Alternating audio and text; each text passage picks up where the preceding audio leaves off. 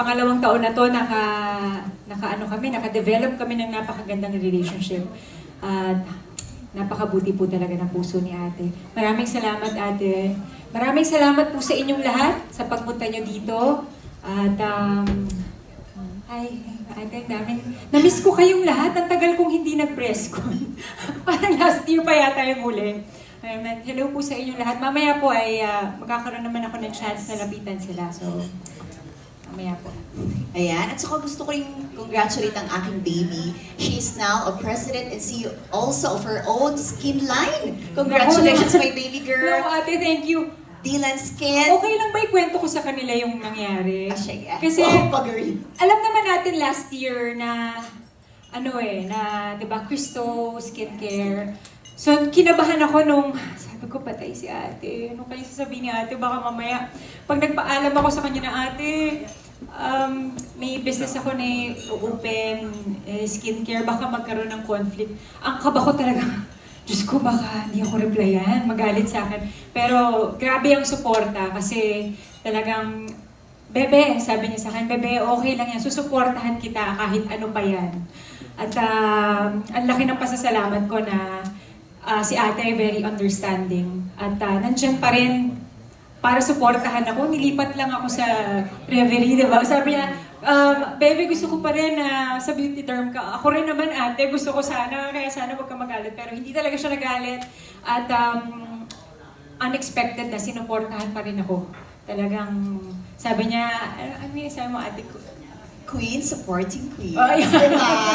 Saka sabi ko sa kanya, alam mo, syempre, anong edad na rin natin, kailangan talaga magnegosyo na rin, mag-ipon, kaya sabi ko, suportado. Parang gaya ni Maha, di ba? Ang Magic Skin natin. Binigay na rin po natin kay Maha ng buo yung Magic Skin natin para magkaroon siya ng sariling negosyo. At ngayon naman, ang Bebe Jen ko, alam mo sila mga kapatid ko na mga anak-anakan ko, kung saan sila mag-grow, nandito kami as pamilya. So walang maghihiwalay as long as mahal namin ng isa't isa. So I appreciate that gesture na talagang sinabi ko, bearing nyo na tayo. At sabi niya, te, paano yan? Gumanon siya. Sabi ko, walang problema.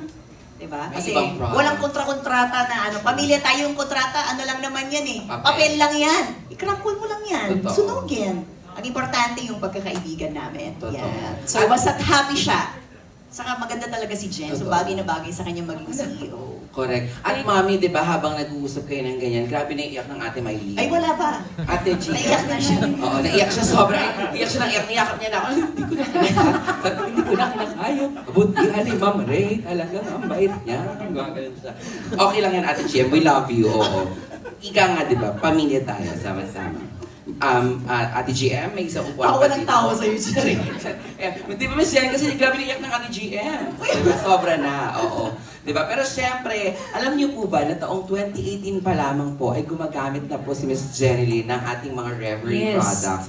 Meron tayong picture ako. Meron tayong Tama? patunay niyan. Ipakita natin. Play, picture. Pero wala naman nagbago, di. Tignan mo yung tsura mo. Ay, Pinadalhan ako ni ate noong 2018. Oo. Meron tayong photo talaga, bro. Ayan, no. di ba? Oo. Wala naman nagbago sa itsura mo. Diba? So yan po yung first ever packaging ng Reverie natin. Noon pa man, actually alam niyo ba si Jen, matagal na kayo magkaibigan yan. Pero kasi mahihiyain na, huy, ayoko, syempre may mga endorsement siya. Kahit ini-invite niya ako, ninang ako ng anak niyang si Dylan. Yes. Diba, hindi ko po siya alaga. Nandun ko sila appreciate na mag-asawa. And at that time, endorser ko si Jen, hindi ko pa endorser si Dennis. Dumating nung birthday ko, sabi ko, Yes. walang bayan? Char. Natakot eh. Ba't may Dennis pang may bayan? Ayun na, napakabait ng mag-asawang ito. Yung program nga namin, maaga na sila. Sila pa yung pinaka-late na uuwi. So wala akong masabi talaga. Sobrang humble ng dalawang. Totoo. And deserve. Diba, Jai Ho? Yes naman. Jeline Mercado Ho. Oh, yan. Diba? Mag-anak. Mag-anak, di ba, te? Kiklaim to fame ko yan para pa-cloud chaser ako. Alam niyo ba kamag-anak yan si Jeline Mercado Ho? Oh. Kasi binanggit yung pangalan na apelido niya sa Miss Universe, di ba? Ngayon, alam niyo na ha, ilagay niyo konti. Sama niyo naman ako konti. Magkamag-anak pala si Jai Ho. Charing! Anak, hindi kasama sa press Ano ba release. yun? Char. Makakainis lang. Hindi, sorry. Hindi, joke lang po. Ay, di ba? Parang pa-podcast na yung atake ng ating pa-mall show, pa-press con ngayon, di ba? Ayan. Pero syempre, magtatanungan na po tayo, Q&A na po tayo. I'm sure excited na kayong lahat na magtanong kay Mami Ray at kay Jen. Kaya naman, simulan na po natin to kick off our question and answer. Unang magtatanong, kasama natin mula sa Enquirer, Jessica Ann Evangelista. Miss Jessica, take it away. Wow, game show. Game show. Deal or no deal. Miss Jessica, come on, Bobinos. Ano? Come on, Naging Bobinos. si Dora. Dora, Jenny Lynn. Yes. Ma'am, may po tayo isang microphone. Ayun po. Yan. Hello po. Congratulations po, Miss Ray and Miss Jen. Nabanggit niyo po kanina na 2 years na po yung partnership niyo. Parang, why do you put so much trust po into each other and as well as into the brand po? So much trust into each other. Si ate, pamilya na sa akin to. Yun nga, katulad na sabi ni ate kanina, wala pa ako sa beauty derm. Meron na kaming communication. Lalo na ngayon, na ninang siya ng anak ko at endorser na rin ng asawa ko. Oo nga eh, si Dylan, yung anak niya, pumunta rin nung sinod namin. Tapos may gift siya sa akin na bracelet. Oo. Sabi niya, abot mo na kay Nina. Sabi ko, natuloy ba ako, Nina? Kasi nga pandemic nung time na yon, hindi ako naka-attend nung binyang. Sabi ko, touch naman ako. Yan lang. Okay, ikaw na. At syempre yung trust ko naman sa beauty derm. Unang-una yung quality. Quality ng lahat ng produkto na ginagawa ng beauty derm, maaasahan. Very reliable, consistent. Na simula noon, 17 years na hanggang ngayon, consistent ang mga produkto, hindi nagbabago. Naamoy po namin kanina yung product po. So, ano na lang po yung favorite niyo po sa kanilang lahat? Meron akong 3 favorite. Yung Cloud Whisperer, Pure Serenity, at yung Cafe Aroma. Yes, yung kinikwento ko kay ate, sabi ko, bango-bango nung yung Cloud Whisperer, nakaka-relax siya. Yung pagka gusto mo nang mag-relax, matulog, gusto mo nang maupo, manood na lang ng TV, gano'n. Pwede mong spray sa sofa, pwede mong spray sa mga unan ninyo, sa comforter ninyo, sa air, pwede rin. Yung Cafe Aroma naman, gustong-gusto ko siya kasi amoy kape. So parang naamoy mo pa lang, hindi ka pa nagkakape, pero para ka nang nagkape, nagising ka na agad, energized ka na. Yung Pure Serenity, ganun din yung feeling para sa akin.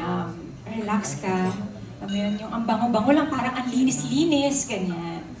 Yun lang po. Congratulations po. Thank you. Thank you so much. Maraming salamat from Enquirer, Jessica Ann Evangelista. Susunod, makakasama naman natin mula sa GNN. Tawagin natin Patricia Mercado. Ay, Pa! kamag-anak ko din to. Yes, Mercado, di ba? Lahat tayo dito magkakamag-anak as what Mom Ray said, we are family. Hi, Miss Pat. Hi po, Miss Janeline.